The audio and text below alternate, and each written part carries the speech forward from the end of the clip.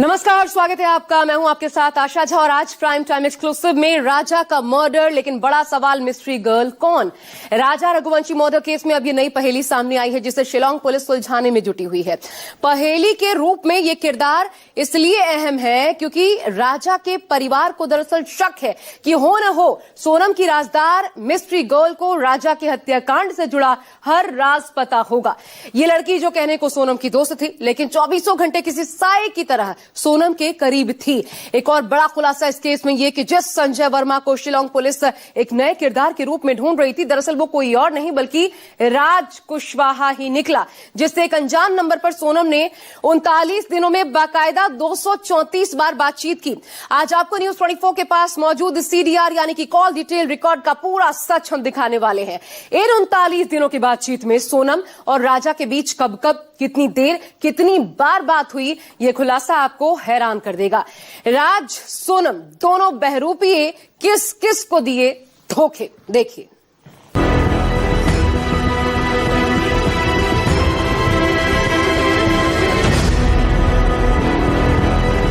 तो संजय वर्मा से सोनम बात करती थी। संजय वर्मा जो है वो वही राज है।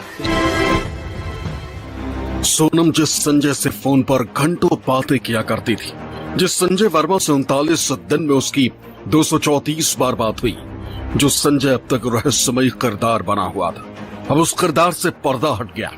सोनम का वो संजय कोई और नहीं बल्कि वही राज कुशवाहा है जिसे पुलिस ने राजा मर्डर केस में गिरफ्तार किया है और पूरे हत्याकांड का मास्टरमाइंड बताया।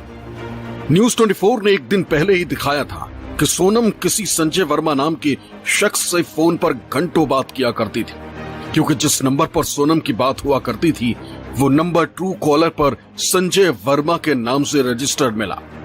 हमने बताया था कि संजय ही राजा हो सकता है। अब इस पर शिलांग पुलिस ने मोहर लगाई। 24 ने सोनम के 2 मोबाइल नंबर और संजय वर्मा नाम से रजिस्टर्ड ट्रू कॉलर पर जिस शख्स का नाम सामने आया उसके बारे में जब शिलांग पुलिस से पूछा तो शिलांग पुलिस ने इस बात की पुष्टि की। शिलांग पुलिस ने जब इस पूरे मामले में सोनम और राज कुशवाहा से पूछा तो हैरान करने वाला खुलासा सामने आया। राज कुशवाहा ने इस बात को कबूला कि संजय वर्मा दरअसल वह राज ही था जिसका नाम उसने ट्रू कॉलर पर संजय वर्मा लिखा हुआ था, और उसने यह भी बताया कि सोनम से उसकी लंबी लंबी बातचीत हुआ करती थी। पता चला है कि राज कुशवाहा ने 7879 सीरीज के इस नंबर को अपनी ही आईडी पर निकलवाया था, लेकिन किसी के साथ इस नंबर को शेयर नहीं किया, जबकि ट्रू कॉलर पर भी इसे किसी दूसरे नाम से शो कराया ताकि किसी को उस पर शक न हो। इस नंबर का इस्तेमाल राज कुशवाहा सोनम से बात करने के लिए किया करता था ताकि सोनम के परिवार को उस पर किसी तरह का शक न हो। दोनों का प्लान था कि वो प्यार में तो रहें, लेकिन इसकी भनक किसी को न लगने दें। दरअसल सोनम के पास भी 2 मोबाइल नंबर थे। उसने भी दूसरे नंबर का जिक्र राजा के परिवार के साथ नहीं किया था। राजा के परिवार ने खुलासा भी किया था कि सोनम शादी के बाद किसी के साथ फोन पर बिजी रहती थी। जब उससे इस बारे में पूछा जाता तो ऑफिस का काम बता दिया करती, लेकिन अब संजय ही राज कुशवाहा है, ये जानकर राजा का परिवार भी हैरान है।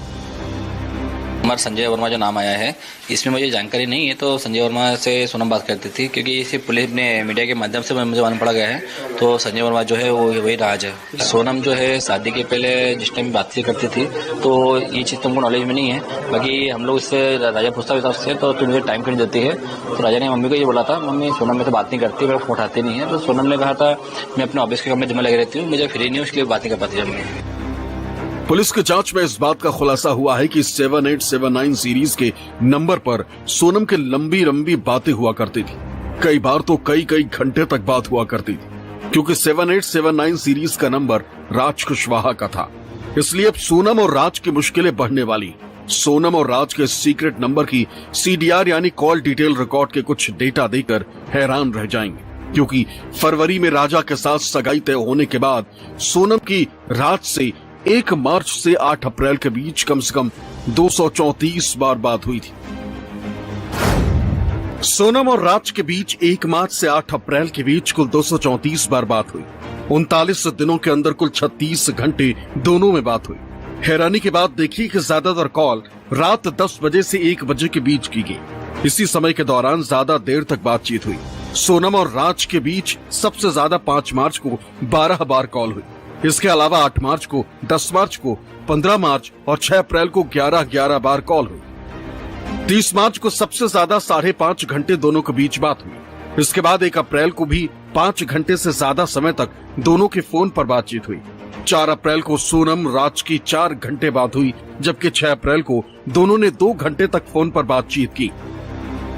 सूत्रों की माने तो इतनी लंबी चौड़ी और इतना ज्यादा समय तक ने भी पुलिस को हैरान कर दिया, क्योंकि सोनम के परिवार ने दावा किया था कि राज सोनम के लिए भाई जैसा था और वो उसे राखी बांधती थी। तो परमानेंटली हमेशा 24 घंटे सिर्फ दीदी दीदी बोलता था। ये कि उसके राज की जो घर वाले हैं, उसकी बहन माँ वगैरह, वो भी यही बयान दे रहे हैं शायद मीडिया में। तो दीदी ही बोलता था और दूसरा राखी बांधते थे ये 3 साल से, और मेरे खुद घर में हम दोनों साथ में बैठ के राखी बंधवाई। तो क्यों? अगर सोनम राज को भाई मानती थी तो फिर कई घंटों तक दोनों में क्या बातचीत होती थी?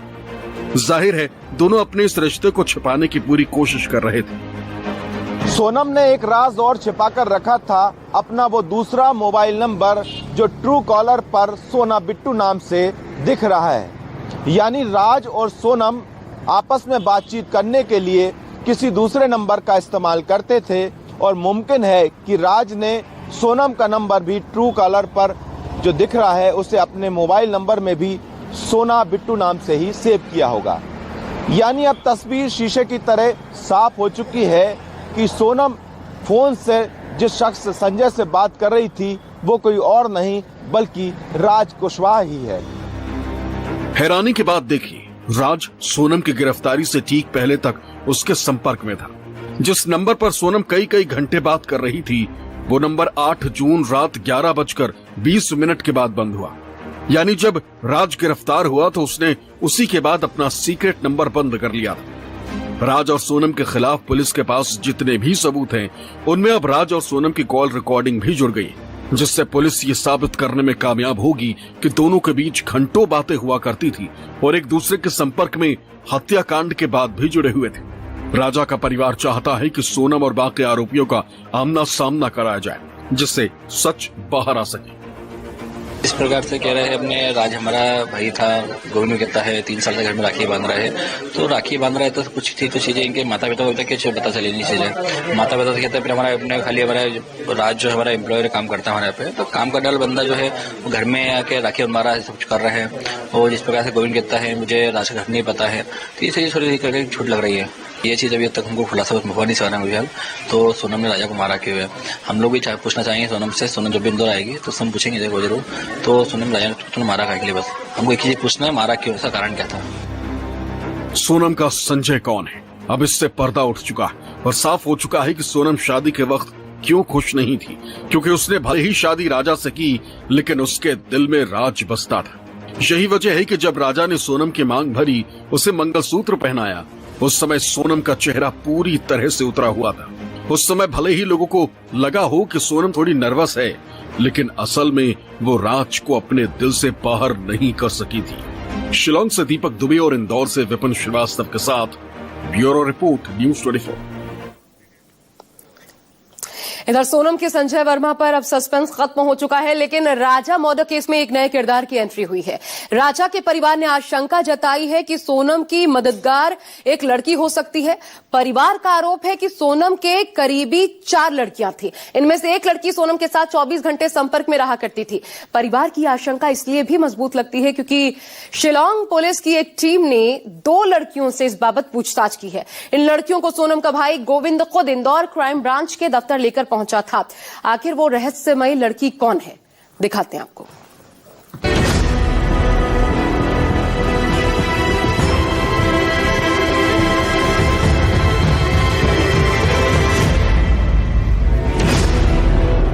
सोनम के संपर्क में एक लड़की, मर्डर के बारे में वो सब जानती।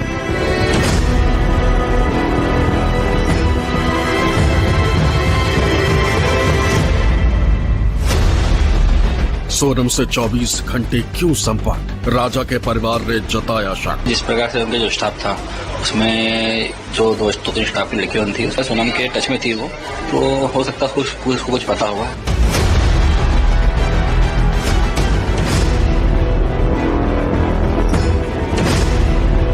सोनम के मिस्ट्री फ्रेंड से पूछताछ, क्या नया सुराग लगा? हाँ,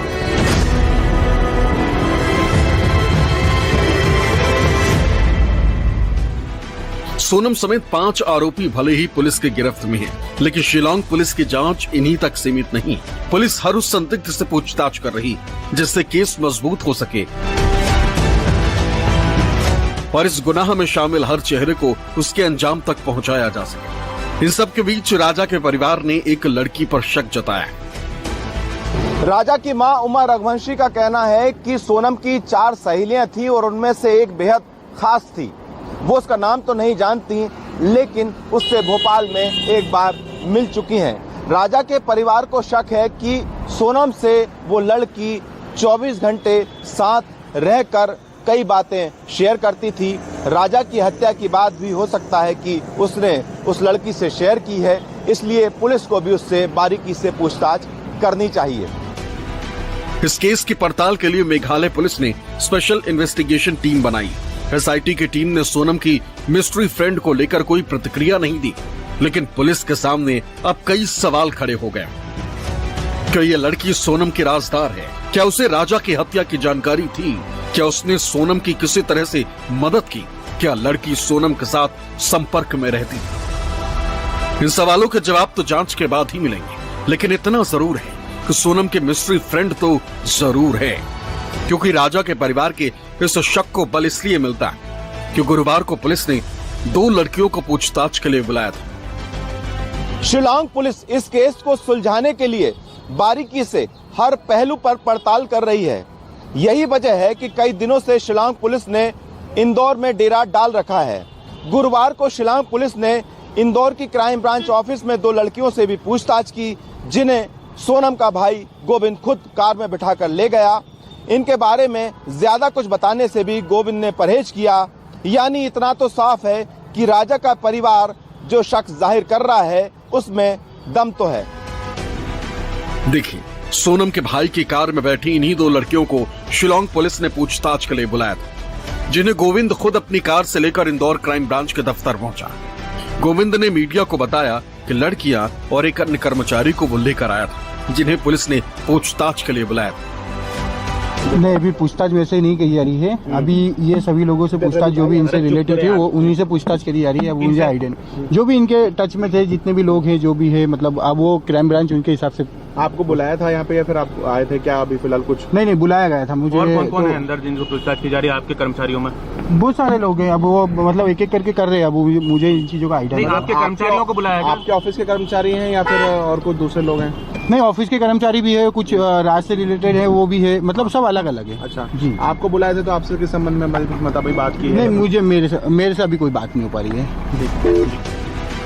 बताया जा रहा है कि इन्हीं 2 लड़कियों में से ही कोई सोनम के मिस्ट्री फ्रेंड है, क्योंकि ये दोनों लड़कियां गोविंद की फैक्ट्री में काम करती हैं और इनकी सोनम से करीबी बताई जाती है। राजा के भाई का कहना है कि उस लड़की का नाम प्राची जैन है और उसे राजा हत्याकांड के बारे में जानकारी हो सकती है।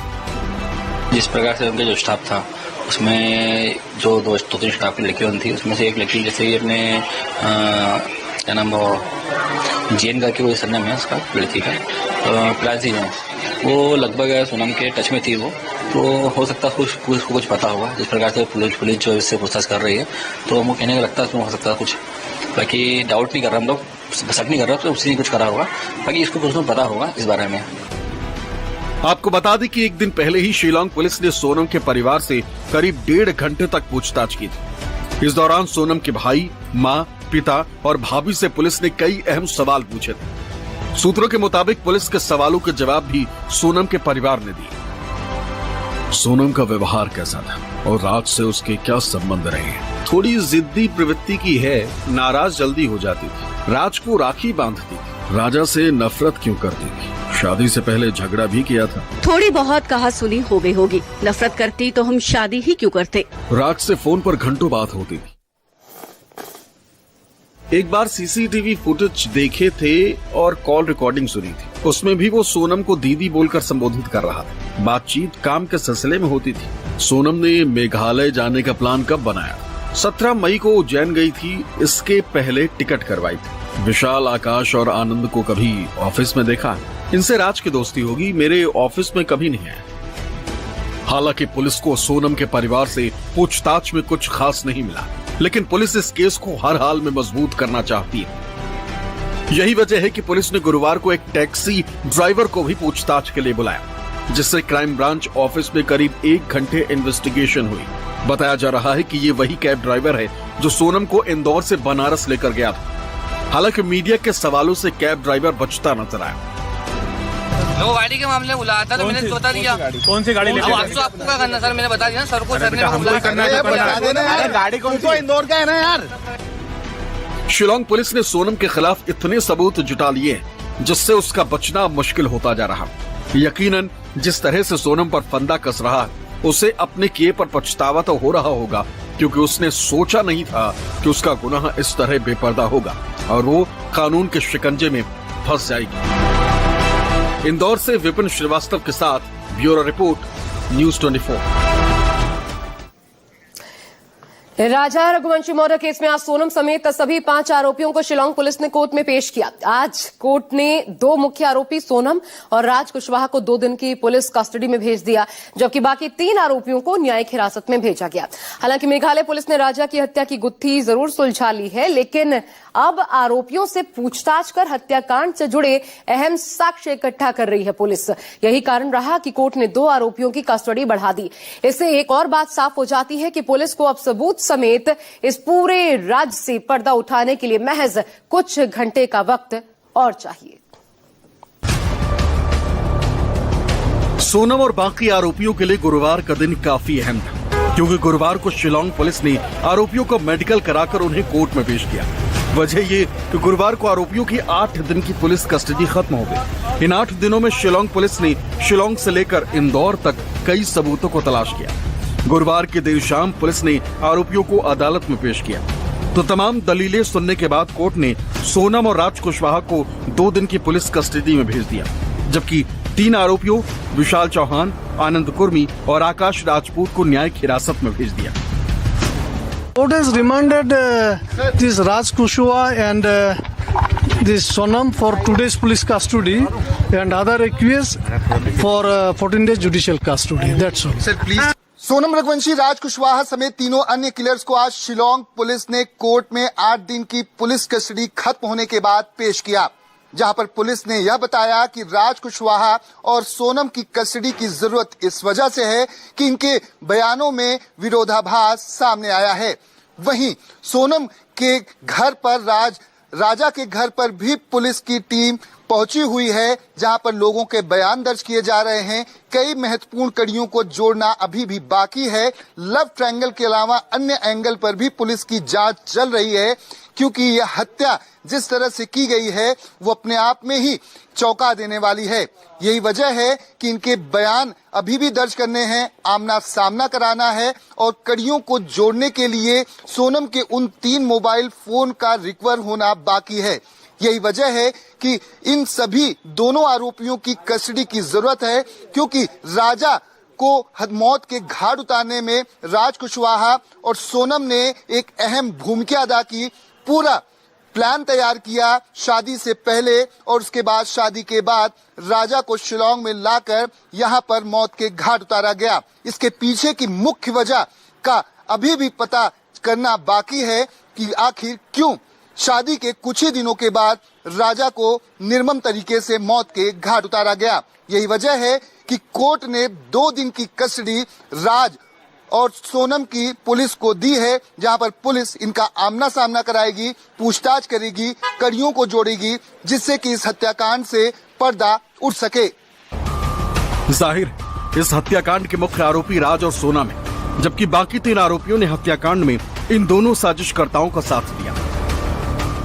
राजा रघुवंशी हत्याकांड मामले में तीनों किलर्स आकाश, विशाल, आनंद को पुलिस ने कोर्ट के समक्ष पेश किया, जहां पर पुलिस ने कोर्ट में बताया कि इन तीनों किलर्स को सोनम के साथ लेकर उस घटना स्थल पर भी पुलिस रिक्रिएशन के लिए गई थी, जहां पर वो धारदार दाव नामक हथियार इन किलर्स के द्वारा राजा की लाश के साथ फेंका गया था। पुलिस ने दूसरा वेपन भी बरामद कर लिया है। पुलिस ने बताया कि इन तीनों आरोपियों से पूछताछ की गई, जहां पर इन तीनों आरोपियों ने अपना गुनाह भी कबूल कर लिया है। अब इनसे पूछताछ की जरूरत नहीं है। यही वजह है कि कोर्ट ने इन तीनों आरोपियों को न्यायिक हिरासत में भेज दिया है। पुलिस को सोनम और राज कुशवाहा की कस्टडी मिली, क्योंकि कस्टडी के लिए शिलांग पुलिस ने जो आधार कोर्ट के सामने रखे उन्हें कोर्ट ने सही माना।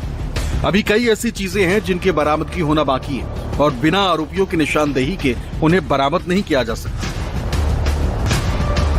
जब सोनम और राजा हनीमून पर गए थे तो दोनों के पास कुल 4 मोबाइल थे, जिनमें से पुलिस को एक फोन ही बरामद हुआ है। अभी तक 3 मोबाइल फोन बरामद करना बाकी है। सोनम ने पुलिस की पूछताछ में बताया था कि उसने फोन नष्ट कर दिए, लेकिन नष्ट किए गए फोन कहां फेंके उन्हें तलाशना जरूरी था। इसके अलावा हनीमून पर गए राजा ने सोने की चेन पहनी हुई थी, जिसे सोनम ने जबरदस्ती पहनवाया था, जबकि राजा की मां चाहती थी कि राजा सोने की चेन ना पहनकर जाए। इसके अलावा सोनम भी ज्वेलरी पहनकर गई थी। अभी उसके बारे में भी जानकारी और उन्हें बरामद करना बाकी है। शिलांग पुलिस ने कोर्ट में बताया कि अभी भी कई ऐसी चीजें हैं जिनका रिकवर होना बाकी है, जिसमें सबसे महत्वपूर्ण है सोनम के वो 3 मोबाइल फोन जो हत्याकांड के बाद अलग अलग जगहों पर डंप किए गए हैं। वहीं राजा रघुवंशी की हत्या के बाद जो राजा ने सोने की चेन पहनी थी, सोने की अंगूठी और सोनम से जुड़े हुए उनकी ज्वेलरी को भी बरामद करना बाकी है। यही वजह है कि सोनम की कस्टडी की पुलिस को आवश्यकता है। यही वजह रही कि 2 दिन की पुलिस कस्टडी और सोनम की राज को मिल गई है। अब ऐसे में पुलिस सोनम और राज को भी आमने सामने बैठाकर पूछताछ करेगी, खासतौर पर सोनम से, क्योंकि सोनम ही वो मुख्य आरोपी है और साजिश करता है जिससे इस पूरे हत्याकांड को अंजाम देने से पहले से लेकर घटना को अंजाम देने तक वो वहीं पर मौजूद रही और उसके बाद आरोपियों के साथ वह घटनास्थल से स्कूटी को लेकर फरार हो गई थी। पुलिस अभी तक सोनम के वारदात वाले दिन पहने कपड़े बरामद नहीं कर सकी। पुलिस को मौके से एक रेनकोट ही बरामद हुआ, जबकि वारदात वाले दिन सोनम जब कैमरे में कैद हुई तो उसके पास एक बैग भी दिखाई दे रहा। जिस दिन सोनम ने सरेंडर किया था उस दिन उसके पास कोई सामान नहीं मिला।